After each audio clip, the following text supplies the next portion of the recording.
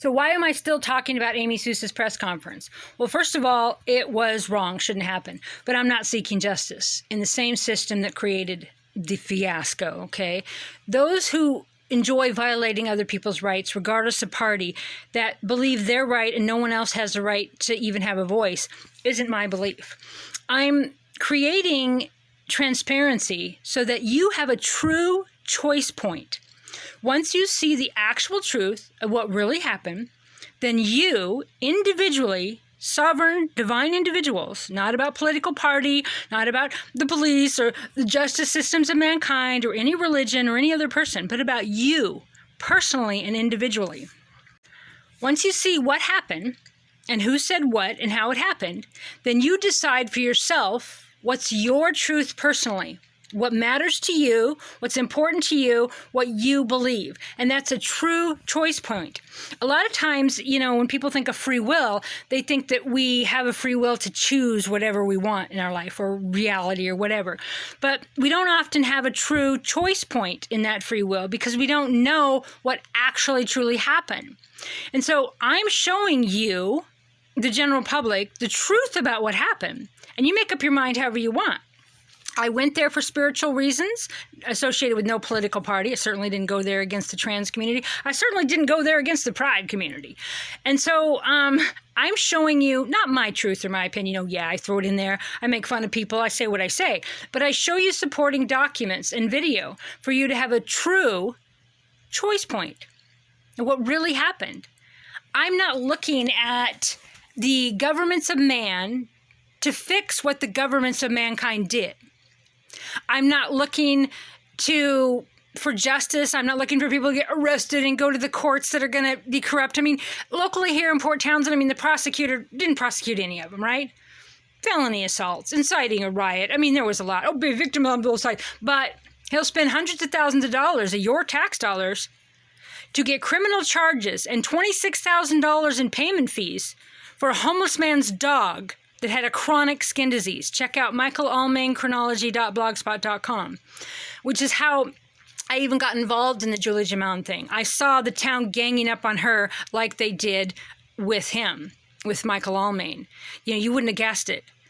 Prosecutors, police, a city attorney, council members, commissioners, nonprofits, all, we love the homeless and we care about mental health. They all ganged up on him. And I proved it. Okay, I filed internal complaints, but here in Jefferson County, Washington, you file them with the police. They're not going to go after their own. Oh yeah, we'll look at it, says Sheriff Joe Knoll. He looks at it, does nothing. I filed a criminal complaint against the local rescue, Center Valley Animal Rescue. They didn't do anything.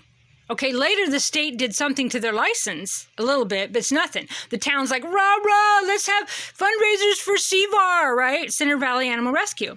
They tortured this man. They tortured the dog. They acted as a vet illegally. I proved all of this. michaelalmainchronology.blogspot.com. So when I saw what they did to him and that the community was doing it to Julie Jaman, I'd never met her. I'd lived here a decade. So I joined in. So I'm showing you in the Michael Almain case and the Julie Jaman and the YMCA what happened. And what happened to those of us who went to speak. Okay? Liberals, conservatives, pagans, Christians, men, women. Half of the speakers were of the LGBT club, right? And you, general public, attacked us. You didn't want us to speak because of a national agenda. Locally, how does that support community? It was a local woman that had the event. So I'm doing the chronology, probably 1,000 pages, of what city council did, what the YMCA did, what they all did to just be mean girls and gossipy and ruin people's lives. They nearly killed the homeless man they took his dog from, okay? They didn't care. They don't care what they do to an 80-year-old woman. They don't care what they do to you if you're scared. If you don't believe with them, okay, they're going to turn on you. They all turn on each other. So that's what I'm showing. I'm turning the mirror at each of them, showing what they said, showing what they did, showing what happened to us, giving my firsthand testimony as a lesbian here in Port Townsend, Washington. I've had a nonprofit for 10 years. I've been homeless. I've had bouts of depression myself. I've had mental health stuff going on. And they attack. But they put propaganda out to tell people, we're going to sue the state because we care about mental health, right? They don't care about mental health of homeless or people that were addicts before.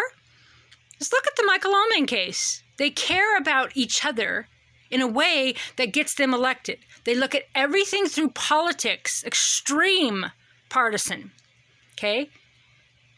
The prosecutor, the city attorney, you'll see it in the Michael Allman case, the judge, Mindy Walker, ordered that they return Michael's property to him, his dog Moses. Court order. They defied it and mocked the judge. I report on it. Nobody cares. The city don't care. The county don't care. The police don't care. The sheriff don't care. Because if they did care, then they lose a job, right? So that's mobocracy. But what I want you in your heart, because this is spiritual for me, what I want you in your heart is what do you believe? To have a true choice point of what you believe, because that's what creates your reality, the timeline you live on.